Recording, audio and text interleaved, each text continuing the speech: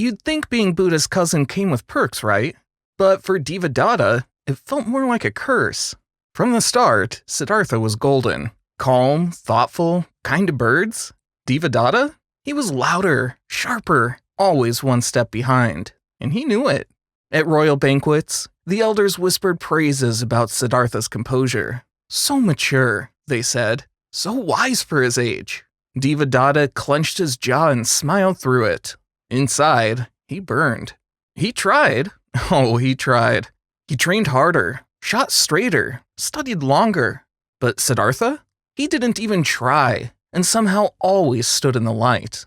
Then one day, Siddhartha gave it all up. He walked away from the palace, the robes, the gold, to sleep under a tree and seek something called truth. Devadatta watched from a balcony. Is he serious? What is this, drama school? But years passed. The whispers returned. Siddhartha has awakened, they said. He's the Buddha now. Of course he is. So Devadatta joined too. If his cousin could become enlightened, surely he could match him, or surpass him. But the Buddha taught balance, the middle path. Eat just enough, rest just enough, desire nothing, resist everything. Devadatta scoffed. Sleep on a bed? That's for weak minds. He began to fast more, walk barefoot through harsh terrain, meditate for hours, even when his body screamed for rest. And monks started noticing. He's more disciplined than the Buddha himself.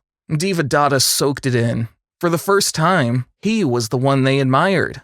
That's when the thought crept in. Maybe he should lead. He approached the Buddha. It's time for you to retire. Let me guide the Sangha. But the Buddha's voice was calm, grounded. Leadership is not claimed. It is revealed in peace. That no, it shattered Devadatta. He didn't walk away. He plodded.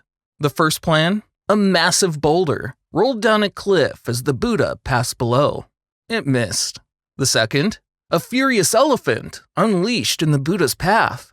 The beast stopped and bowed. The Buddha just kept walking. Unshaken, unafraid, unbothered. Each failure chipped away at Devadatta's pride. His followers began to drift back to the Buddha's side. His fire turned cold.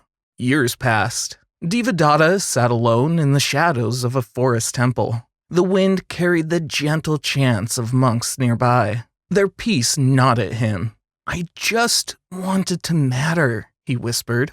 No one replied. But here's the twist. The Buddha never turned his back on him, never cursed him, never retaliated. Only this. Even the misguided walked toward the light, eventually, and he meant it.